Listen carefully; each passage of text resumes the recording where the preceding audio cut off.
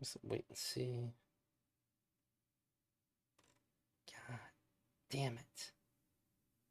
Okay, kicks back, but YouTube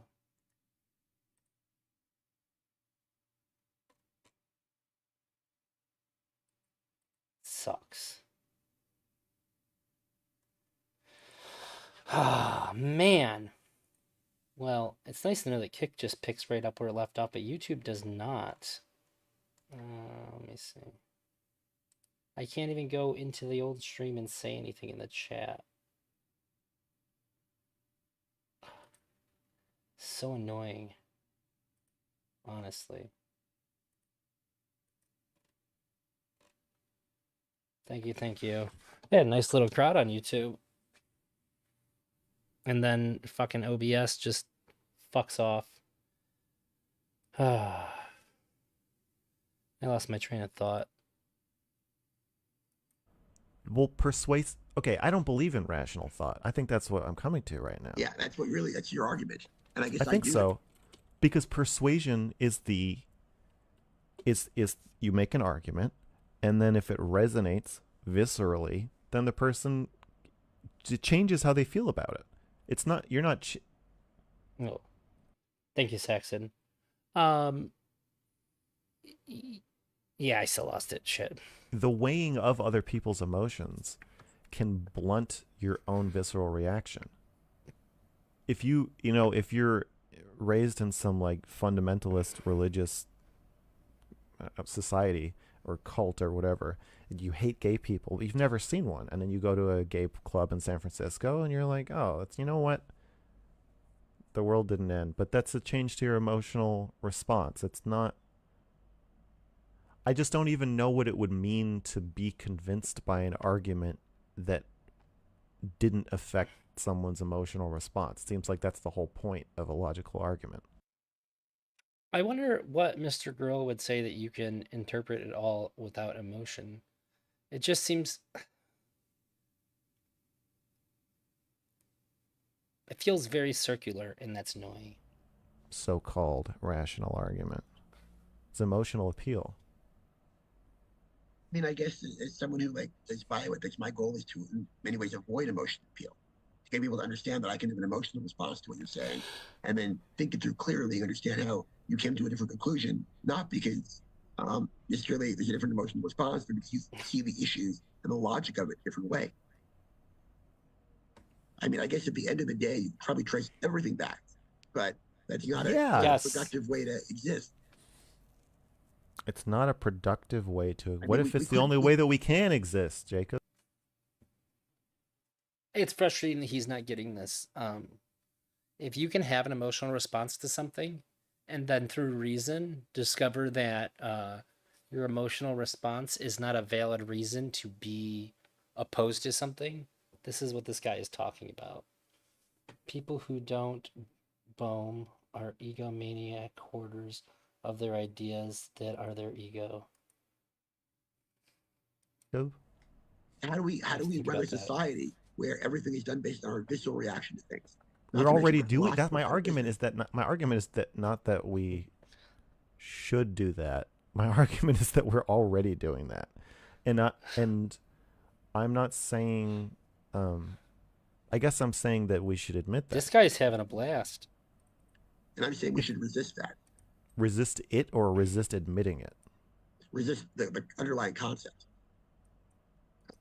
that just because we do Mr. things a Girl's gonna certain way doesn't reject mean we that. should do them a certain way. But how do you resist a concept? We we need to operate in a system where we have logical argument and philosophical rules and meaningful debate, because otherwise we wouldn't be able to interrelate as people. Society would break down under your system if we acknowledge your approach. Well, I'm saying it already doesn't even exist. If we operated morally purely on emotion, then it would be illegal to kill people until you really wanted to kill somebody. And then it would be totally permissible. But You're basically arguing my theory is a construct, and it may be a construct, but it's a very, very useful construct. My approach. useful to the end of Uh, evenly respecting and valuing everybody's emotions. But the Perfect. I mean, if you Oh, you weren't here for it, Emery. I did pathologize him, and at least one horse agreed with me. To quote Bad Horse, absolutely. if you choose to view it in that structure, that works I fine don't. for I'm me. not. I well. Yeah. Okay. Here's you keep alluding to this idea that I have a choice about how I view it, or that we. The TLDR of it is that Mr. Girl has this idea of himself as somebody who is who has he's just like innately uh unlikable and unlovable rather than admitting or recognizing, not admitting, recognizing that things that he says or does, things that he says and does, choices that he makes that he could otherwise change, are the reasons why people have adverse reactions to him. He seems to think that there's like this thing about him that freaks people out, that is like ethereal. It's like ephemeral. He couldn't change it even if somebody says this right here, they pointed out to him, he couldn't change it. Grasping at I'm right, self view, unconfidence.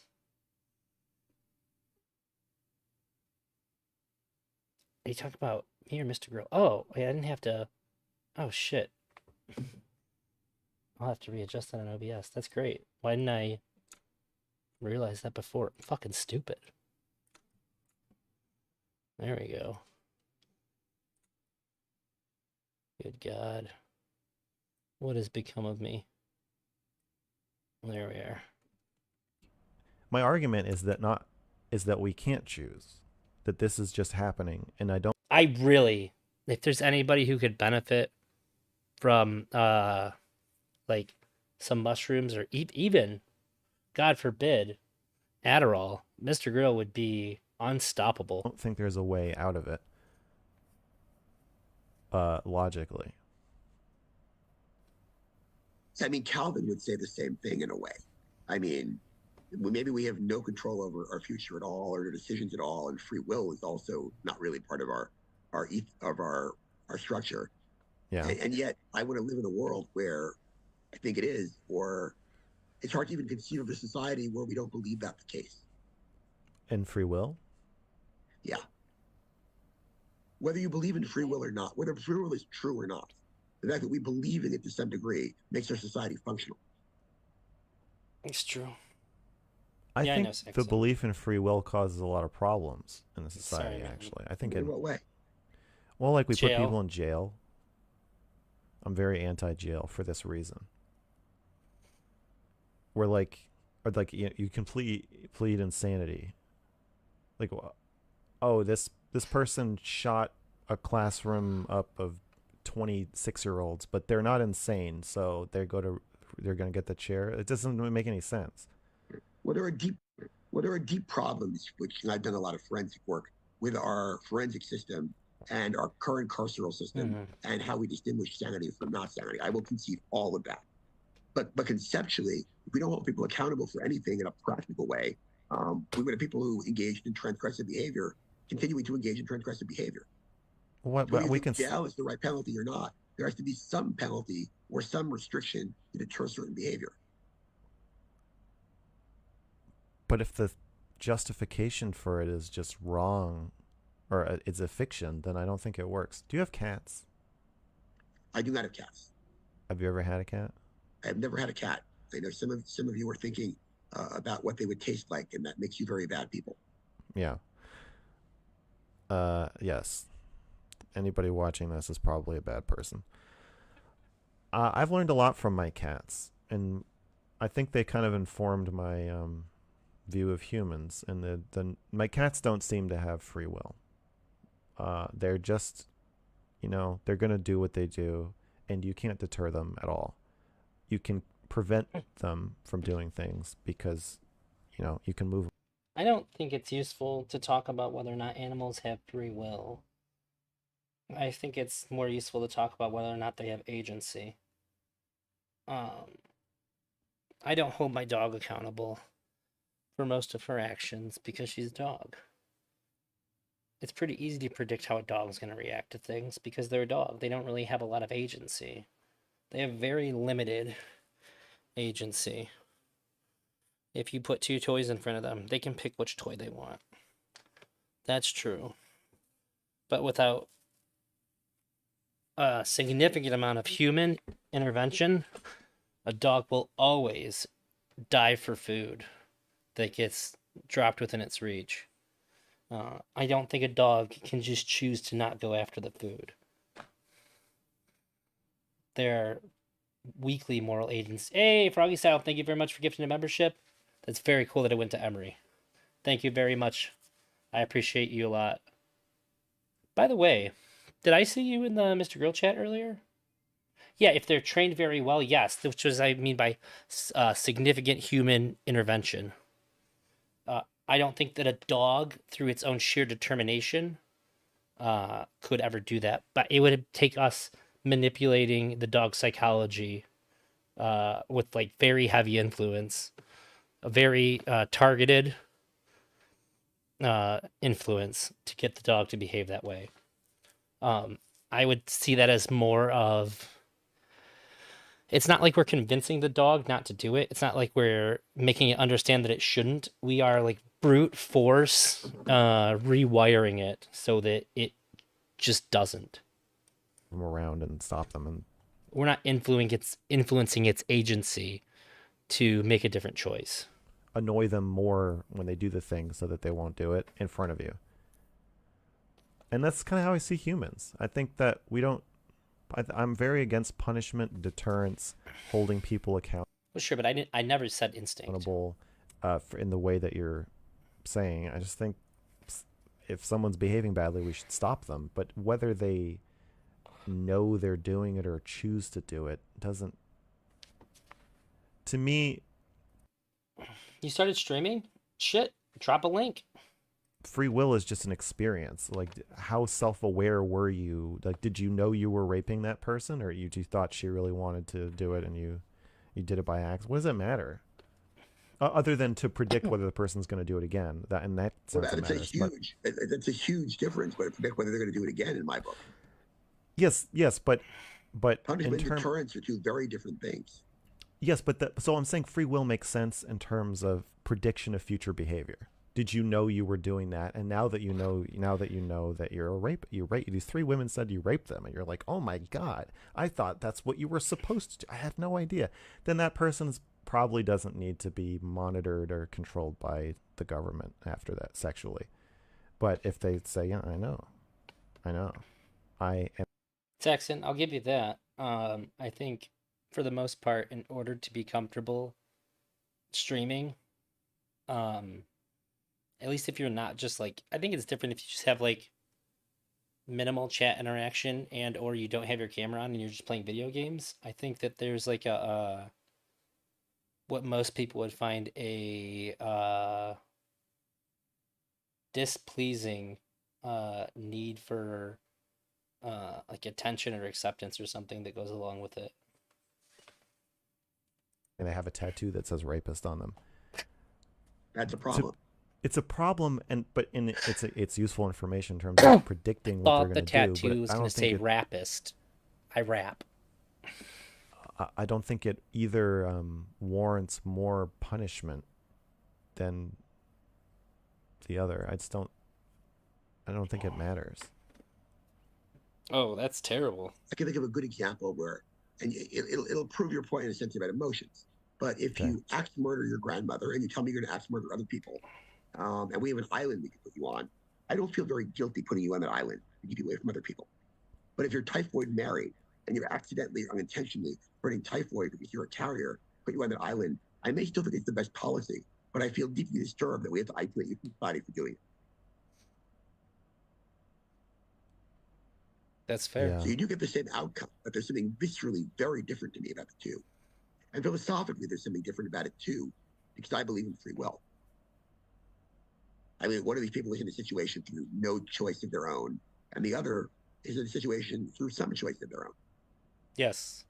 Yeah, but did you choose to have that early childhood experience that made you afraid of offending people? I did not, but I've had a whole lifetime to compensate for that. But You the can say that lifetime, every choice I make is yeah, just naturally a result of that. yeah, right. You can't control anything. So I don't think there is a difference between Typhoid Mary and an axe murderer. Again, it's just self awareness. But Now, is that a rational thought or a visceral thought? Like you don't like viscerally feel bad for what happened to Typhoid Mary? I guess you feel bad for both. yes, that's what I'm saying. I have a visceral uh, pity for someone who kills their grandma because you know they have a reason for doing it.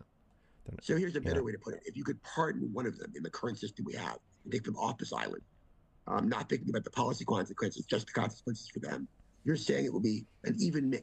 There'd be no moral or visceral reaction to you between choosing one or the other. the choice would just come down to who's more likely to reoffend. But if I knew that neither was going to ever offend again or infect anyone, um, does the self-awareness of the axe murderer make me want to punish them?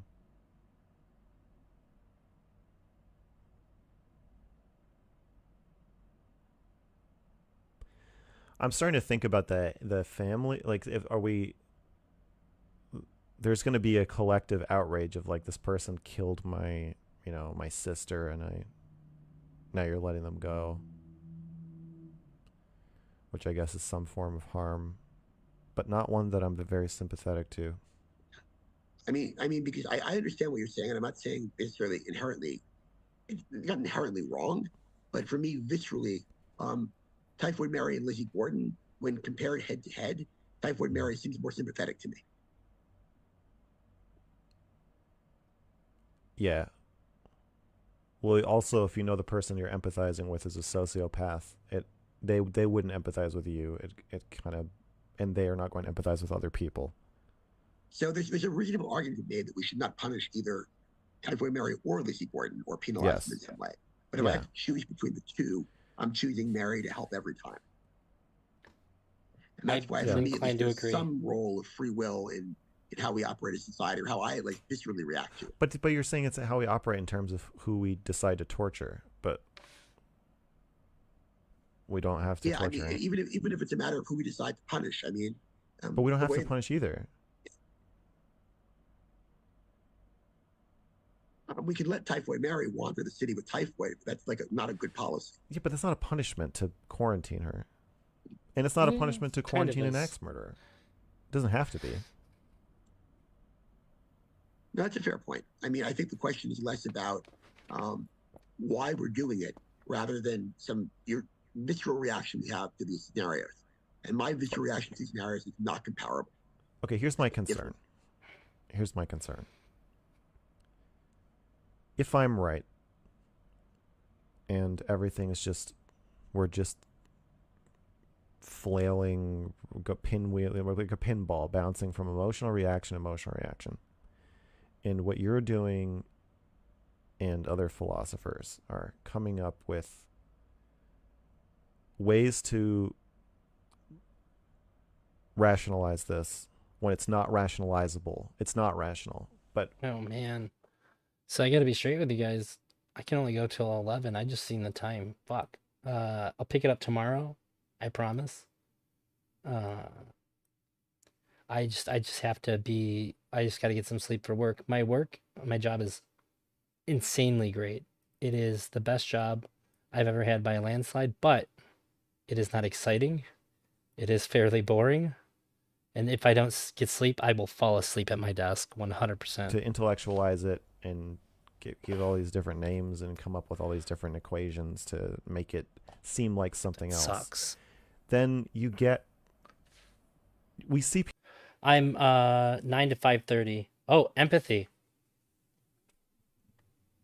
Yeah, 9 to 5:30 every day.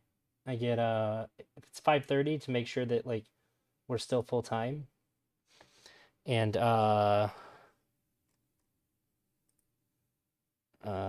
1 minute. And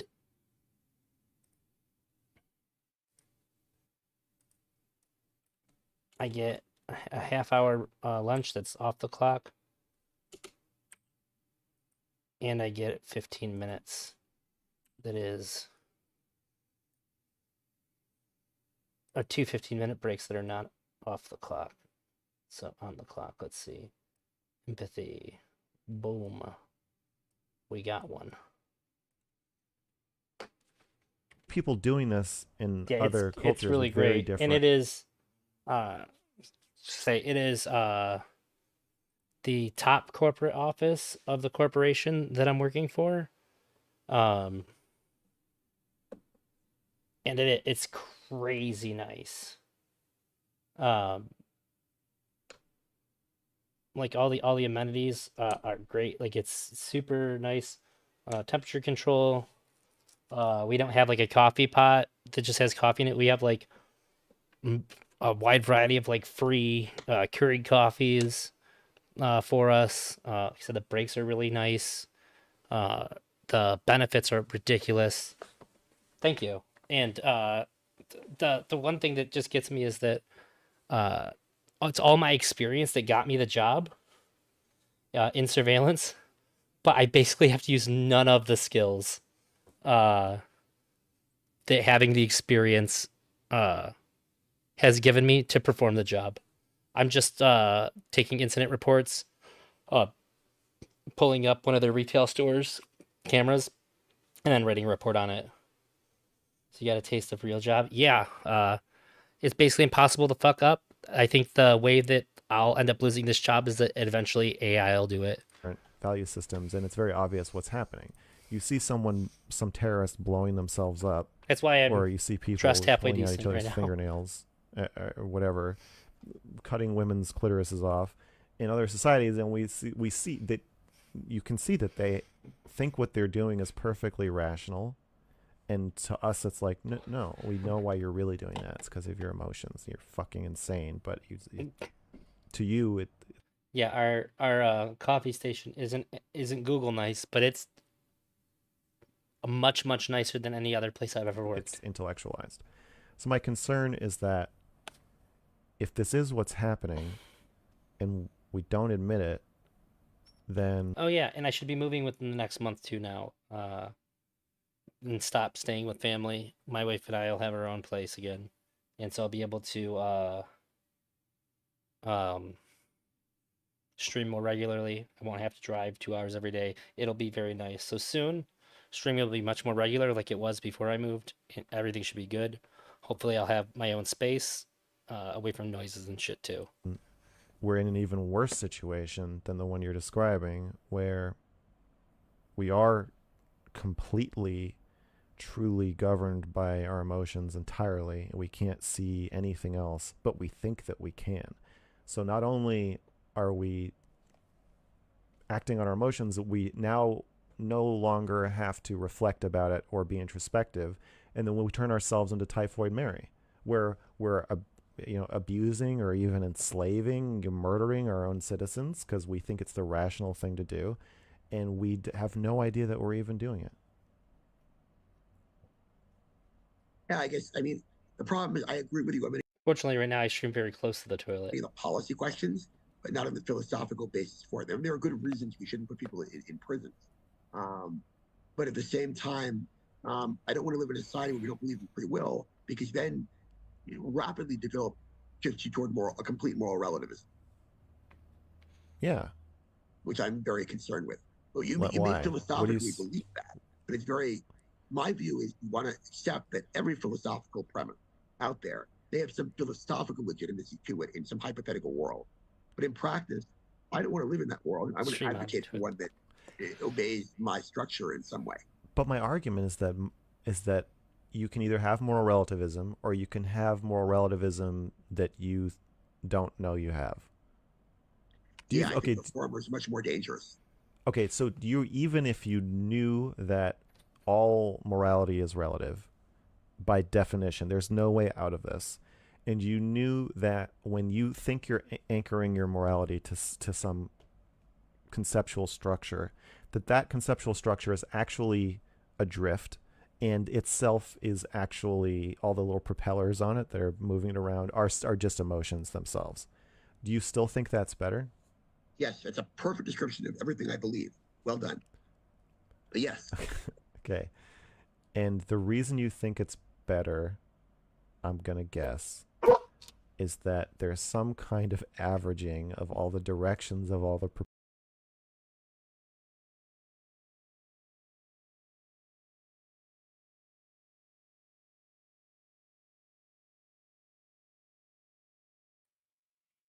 humans. I mean, I don't, that is not the argument I was going to make. That is actually an argument I know and it's a good argument. But a Okay. better argument for me is simply it's because the world that I want to live in, um, that will make me Emotionally. happy on a daily basis, yes, Yes. is structured in the framework of that construction. Yeah, but who everybody wants to live in. Okay, this could. I think this goes back to our first interaction where you're saying you don't want to offend me.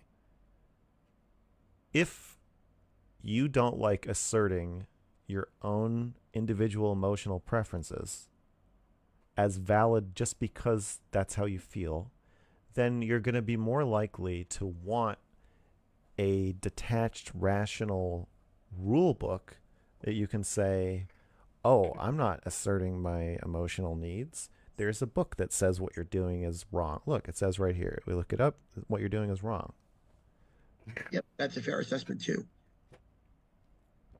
I I mean, you would make a very good like that Mr. Grill just looked totally dissatisfied at that. He's like, I got him. And the guy was like, yeah, of course. psychologist in a side.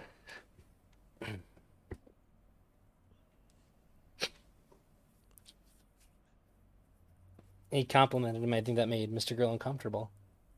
Okay, but is there a downside to that? Oh, I'm sure there are numerous downsides to it, but I think the benefit of coming closer to living in a world that I want to live in outweighs But when it goes wrong, it goes really wrong. that is also true. Do But you think do you think the Holocaust was bad? yes, I think so too.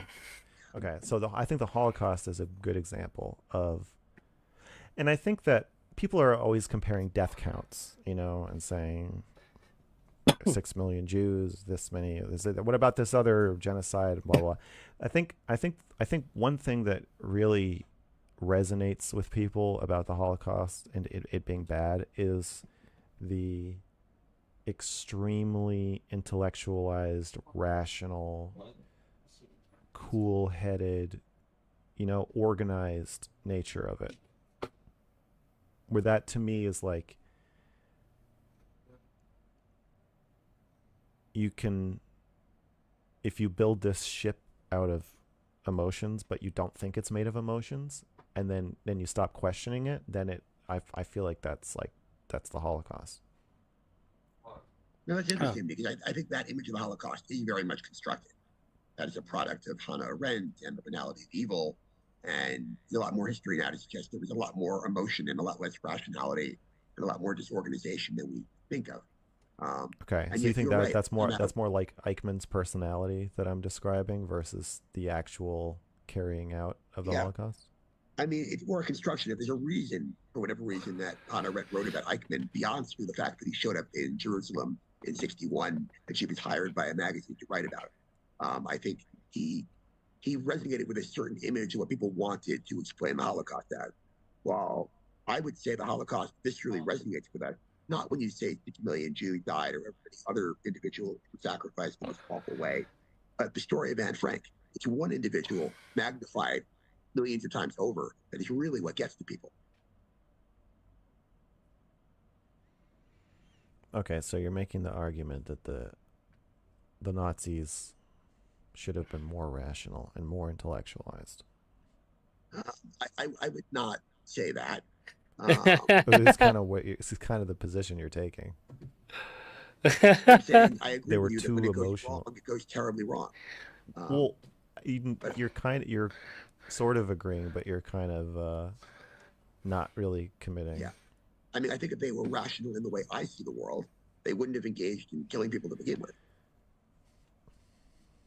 I view their underlying premises and their approaches deeply flawed, whether rational or emotional.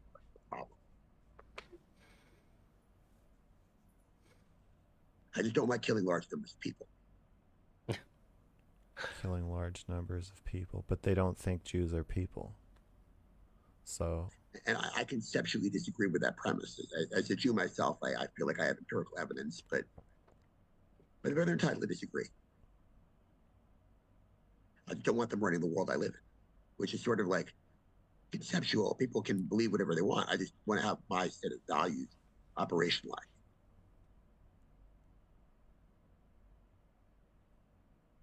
Rare that Mr. Girl didn't tell him that he was Jewish right after that.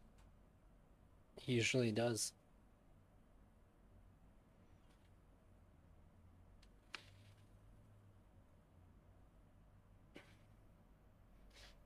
a lot of your job is about deciding who isn't. And All right, I'll give you guys this one. Okay, you got it. All right, cool. I was like, wow, nobody?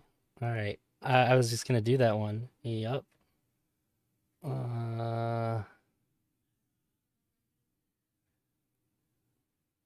There's a long pause. Oh, shit. Only 2 marks in and we're 2 away from a bingo. Let's go. is a person and who is and isn't alive. I would say Helping other people yes, decide that's that. a bit. I would like to describe it as my job involves helping people think about how they come to answers to those questions. Lest your audience think that I decide so and so is human, so is not. I do not do that. I simply give people tools to think about these questions. Oops. There we go. If you want to think that your, I don't A know, bit your more pet obvious chimpanzee now. or your pet bird is a human being, you are more than welcome to. I can't disprove that in some philosophical or conceptual way. I can give you lots of evidence that suggests that might not be true. My job is to help you figure out those answers. This is why I Still didn't want- spay my cats. I can't spay my cats because they're people. You know, I can't answer for you. I would suggest that most people don't spay their cats for deeply held moral or visceral reasons, but not because they think their cats are people. We've defined people in a way not to include cats in society. Cats don't vote. Cats don't serve on juries. The world might be a better place if they did, but we've defined people as people and cats as cats. Yeah.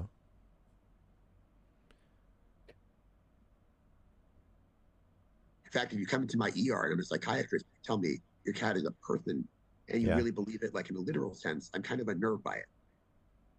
Well, I think more what I'm saying is I think that people are cats, which makes my cats people. Now, you mean that in a behavioral sense, but you might also mean it, or maybe you mean both, in a moral worth sense, which I'm not disagreeing with. People and cats may both have significant moral worth, and you could argue they have similar moral worth, more identical moral worth. But Well, that so isn't even then a categorization. So I More. guess what I'm saying, the Nazis' mistake is thinking that they were human, not that Jews aren't. Just that we're all cats. But Yes, that's one way of viewing it. and the danger, I think, in the rational. I think sometimes Mr. Grill gets lost in the poetry of the argument, because that's a very interesting thing to say. It's a fun idea to entertain, but actually kind of dumb. It feels like he's sidestepping it by having this elegant way to reframe it. I don't think I like that. Rationalization that you're doing is that you But it's fun. elevate yourself above the unthinking emotional masses. The explanation's good, but the metaphor is a little fantastical for me. But I would like all of us to do that. And I imagine most other people who engage with these topics do too. But what if we can't do it? What if you just think you've done it and no one can do it? Then we're still ahead of not trying. And we're still ahead of not believing we've done it.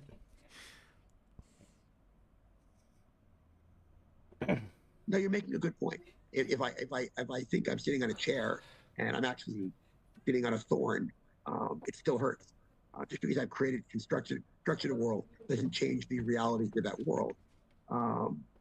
But I'd like to believe that in doing so, I make the world a little bit more palatable. My world is more functional because of it.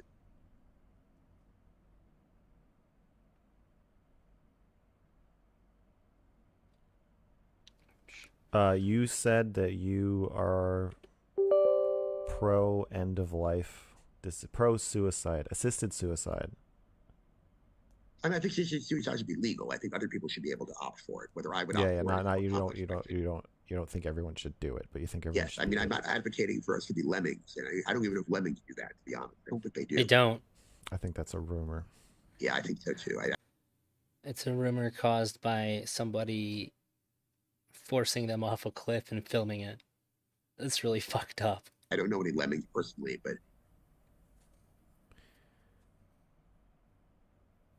Starting for any reason.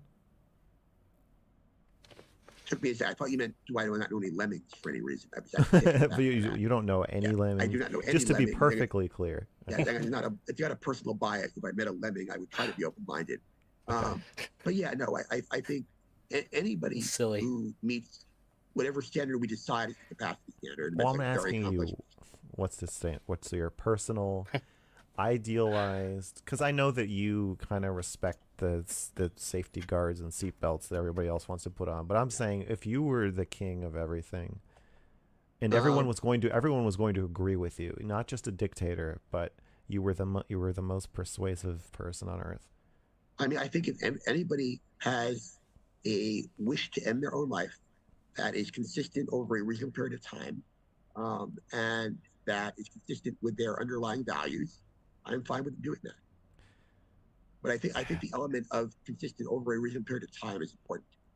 And yes, it's an Yeah, arbitrary line because there's a difference to me between someone who has suffered greatly over a period of months and someone whose prom date breaks up with them and shows up in the ER and doesn't want to have an antidote for their Tylenol overdose.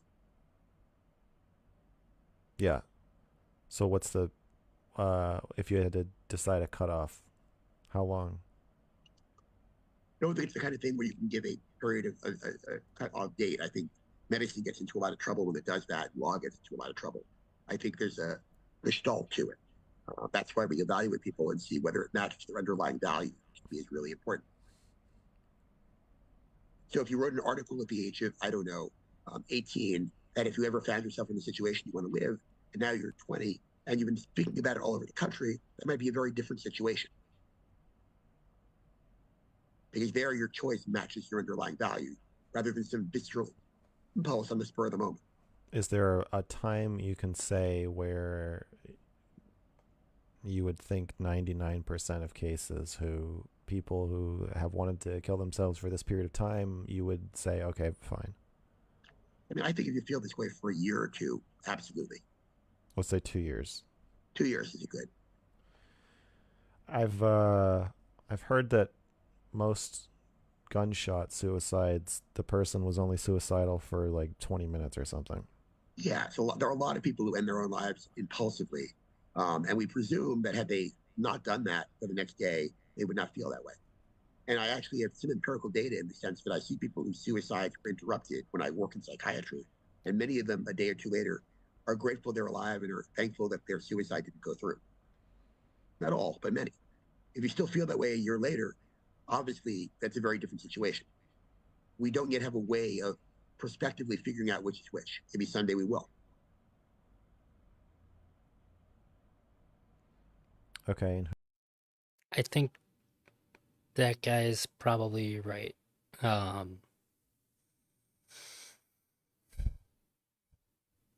I've seen enough people step back from the edge of suicide that could be talked out of it or that were prevented from doing it and then they were okay and didn't want to anymore. But I also understand I think that we need to have like an opt-in assisted suicide model like Dr. Kevorkian had. That seemed like a pretty good thing for the people that he treated. Who decides?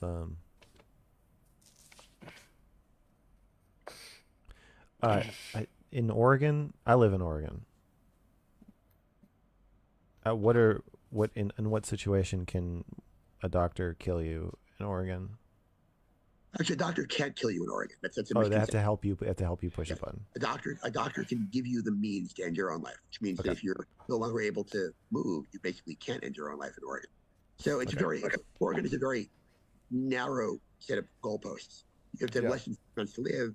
They do 2 doctors, I believe, get to evaluate you. I will add, by the way, Less than 6 months to live. less than 6 months to live, Okay. which is problematic because I always say to your audience, raise your hand now if you have less than 6 months to live. It's up to a point we can predict it, but sometimes we're wrong. Right. Stephen Hawking had less than 6 months to live in 1973, I think. Yeah. But it's also important to remember that many people, just as an aside, benefit from legalized aid in dying, never choosing. And we have data that shows that about a third of people who take out the permission to do it actually don't go through with it. Only 1% of people who are eligible actually do it.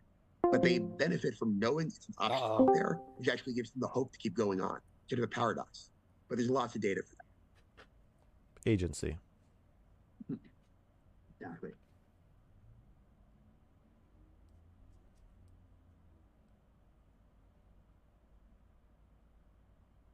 What age? What's the bottom of it? You don't subscribe. For you, they don't have to be sick, right? They can just not want to live. He does not want to live. I mean, as long as we've ensured other safeguards, meaning that they feel this way yesterday and today, and they didn't just show up one day with a bad afternoon. Starting at I what don't age? think illness should be the criteria. What about age? I think you want a sliding scale in terms of how much scrutiny we use. And there is an age bias in there. But if you're 80 years old and you said, I've led a full life, that's very easy for me. We're not going to look that closely.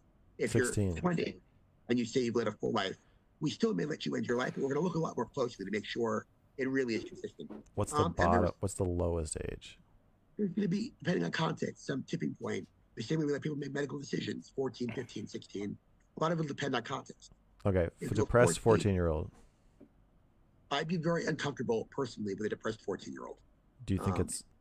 But sometimes you're uncomfortable personally with something, but you still think it's morally That is okay. very true. Yeah. I meant that more as a medical opinion. You're professionally uncomfortable. Yes, I would not make that policy choice. Okay. But if I were a 14-year-old who was depressed because I had a severe illness that was causing me immense pain, I might feel differently. So I think context does matter. Can I ask you about gender? Now, I'm asking you if I can ask you about this because the topic is so controversial that if I say something about it that people find objectionable and you don't react correctly, that itself could get you into trouble.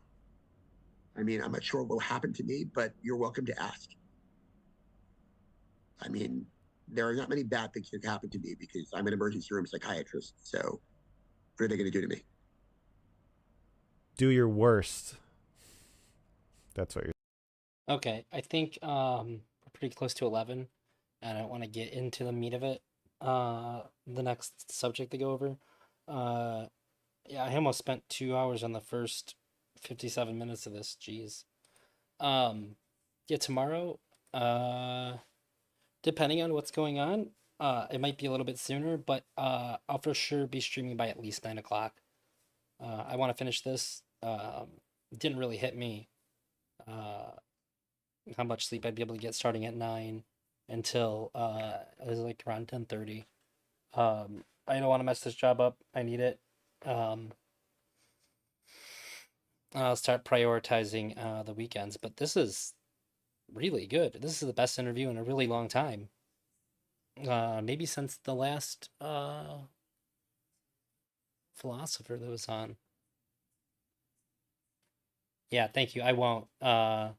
This job is like a dream, and I've been going through a pretty shitty patch here, and this job is sort of like it feels like this is the repayment for how the last couple months have gone for me. So I'm certainly not taking it for granted. You would also be 10 times ahead of the convo, but you have a shared convo. Okay. Have a good night. Oh, sleep. Shoot. Let's see. Have a good night. Sleep tight. Leaving work at 11 on the dot because fuck this shit. I'm not doing other people's jobs no more for pay based. I feel that, man. That's one of the things I really like about this job is that nobody else is allowed to do my job, and I don't have to do anybody else's job. Take care. Yeah, I'll see you guys tomorrow.